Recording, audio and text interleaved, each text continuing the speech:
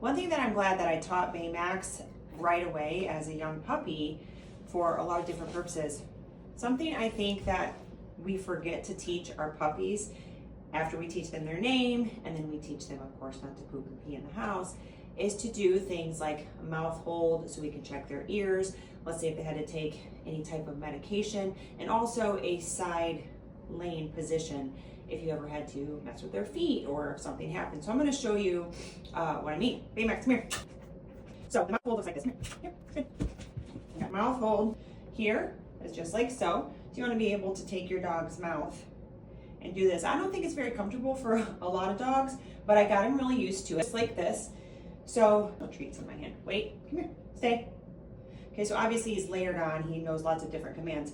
But this is just a mouth hold, so that way if I had to grab him or somebody had to check in his ears or what have you, that does help. The other thing was a one hand mouth hold this way. Because what if I'm doing something and I have to mess with his ears? You're doing a good boy, buddy. No. And then we need to do that, okay? Stay. He's getting really annoyed because he's like, what are we doing?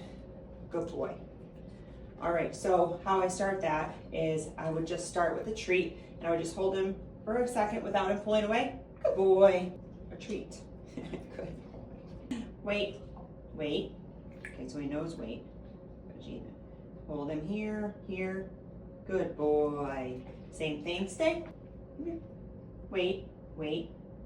My hand, he's got such a big mouth. My hand is really hard to do that. But I always reward him, obviously, on a win, on a good one. So it could look like this too. So there's just a little spot right underneath where their little chin is. And I'm not obviously not holding that hard, but I can just kind of manipulate his face there. Of course, I want to be able to look at his teeth and do all of that stuff. So this starts really young. I'm glad that I had this brought to my attention.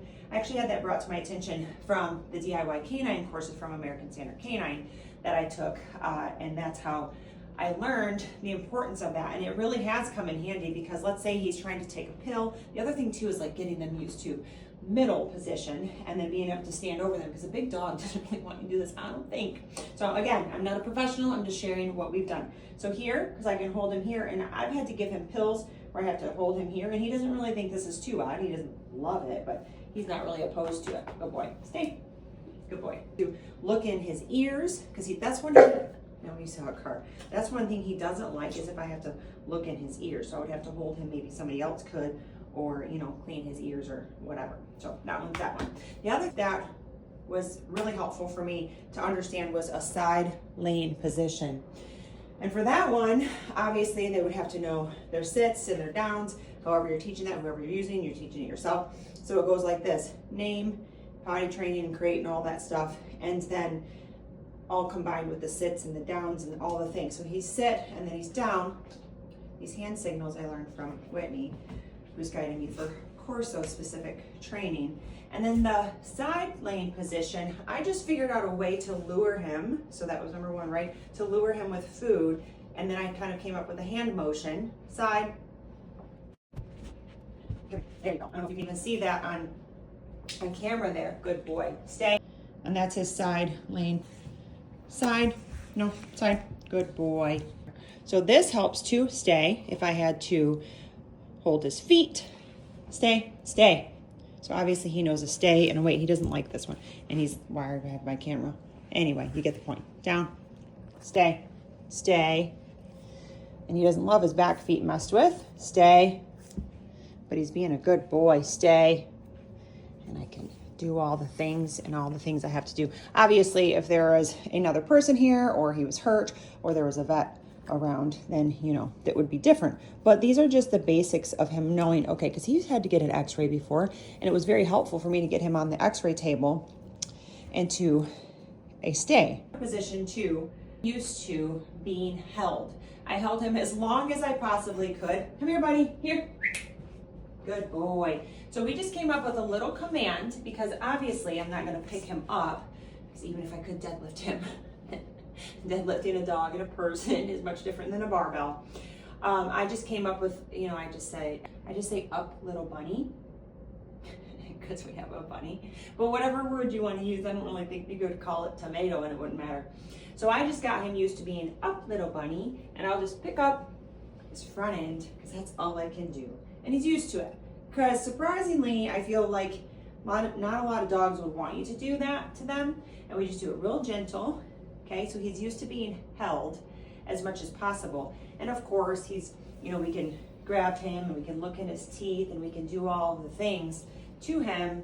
And I think it's very important. I think those things are missed a lot of times as a puppy when you're playing with them. You know, people teach you to play with their feet and of course their ears and their mouth, and not roughly, like I'm not getting them worked up, and I'm just looking at his teeth. Oh, and open your mouth, open, come here, open, so you can see in their mouth. Okay, all of those things make a big difference when it comes to real life situations. Like I said, I've had to, of course, Dremel his nails. I've had to have him have an x-ray so we can get him on to the table. Me and the vet assistant all had to lift him up and put him on the table, and I took the front end, of course. And then he got into the side lane position. He wasn't real happy, but he did do it because he understood that those were commands that he had heard before. So I think those are often missed, is the mouth hold, kind of looking in there and not really getting them worked up. It's really just a calm situation. And then of course the playing with the paws. Can I see your paw? Good boy. Can I see the other one?